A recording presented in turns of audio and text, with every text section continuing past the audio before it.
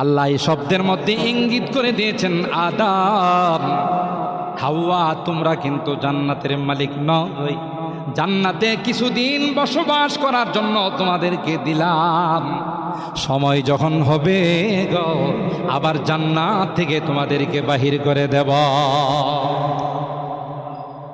আর হারাপ সেটা ছিল কেবল একটা ওসিলা মাত্র, আল্লাহ পাক আদম আর হাওয়াকে জান্নাতের জন্য বানান নাই।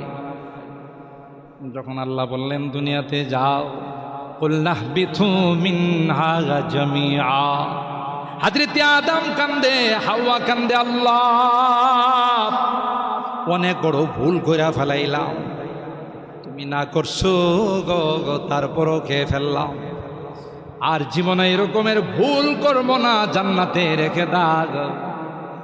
আল্লাহ পাক ডাক দিয়ে কই, না না, আর কোনোদিন তোমাদের জান্নাতে রাখা হবে না, দুনিয়াতে তোমাদেরকে যেতে হবে 350 বছর।